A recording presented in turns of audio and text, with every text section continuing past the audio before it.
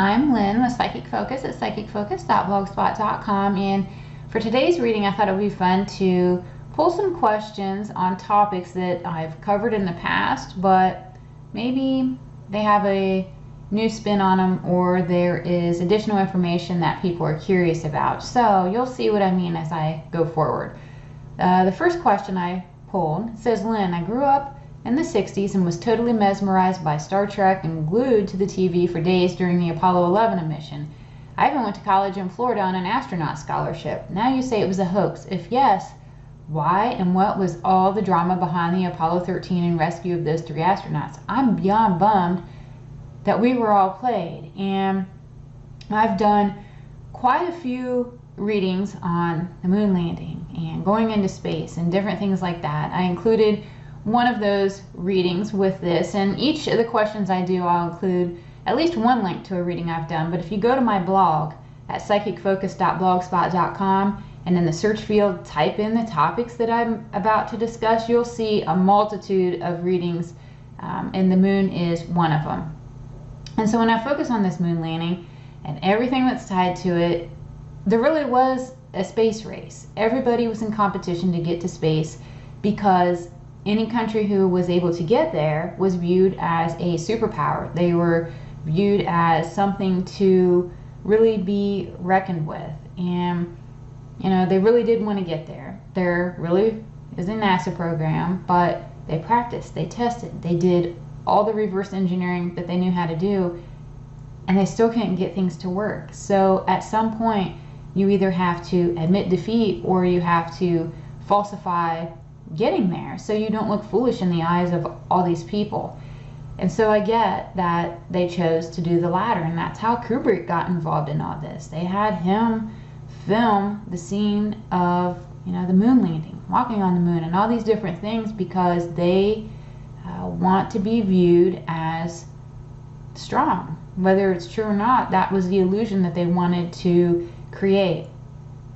One of the obstacles, I guess, the firmament.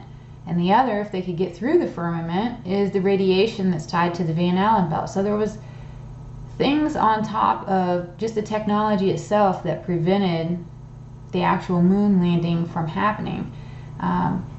You know, they wanted to figure it out. They really wanted to get there. The intentions were good, but like I said, when they failed, they had to enlist in the help of Kubrick to keep that image alive. And then I heard this phrase when I was thinking about this topic, and I hear this phrase a lot because it pertains to a lot of different things I cover. You know, the truth can run naked, but lies need to be covered up. And that's what they did with all these embellishments and the propaganda tied to it. Other countries, they caught on to what was going on, and they either bought into the story as a way to also be strong, or they didn't. But ultimately, if the real truth was out there, there would be so many paradigm shifts. Trust is lost, chaos would ensue. There were so many different things that they really felt as though they had no choice at the time, but nonetheless, that's how that all played out. At least that's how I see it in my mind playing out. Okay, next topic and next question. It says, hi Lynn, you've commented on the Middle Earth in past blogs, which I have looked at the Hollow Earth. I'd like to know more about civilizations that live there. Do they look human? Can they die from illness, disease, like we do on the earth, on the surface rather? And what kinds of foods do they eat? Thank you kindly for your time. And before I start talking about the hollow earth, or the inner earth, or however you refer to it, I need to share with you that I realize this is a very far out concept. And in fact, I've done several readings on it. And the first time I approached this topic, I looked at it and I thought, how can I do a reading on this? Because I'm not sure if I personally believe it, just because of, you know, what my exposure was, the way that I grew up, the things I was taught in school, all these different things.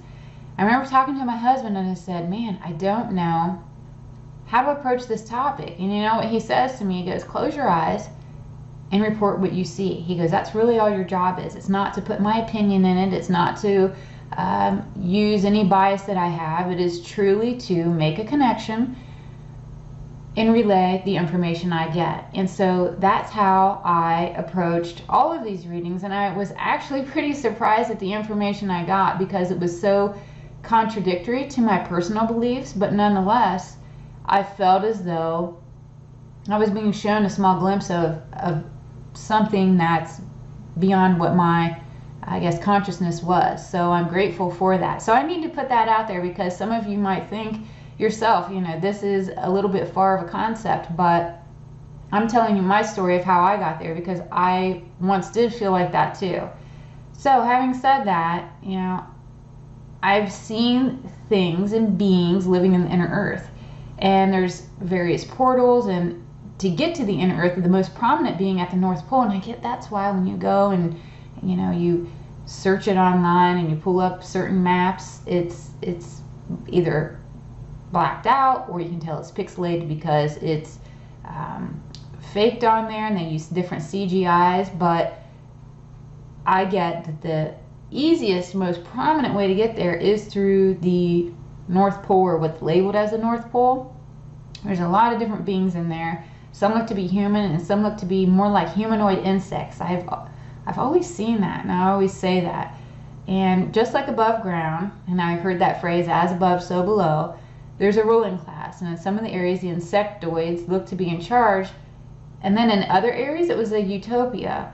And I relate it to Atlantis. And somehow these beings have figured out how to create boundaries and rule over certain sections. It doesn't feel like a huge competition. It's almost as if they've laid their claim to certain areas and they've stuck to it. It just seems to work. They work in harmony that way. They can die, they can get different illnesses, but the lifespan actually looks to be longer as well.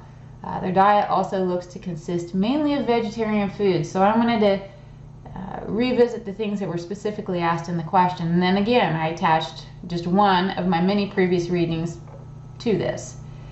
Okay, so the next topic says, "Hi Lynn, all beings can have a masculine and feminine trait.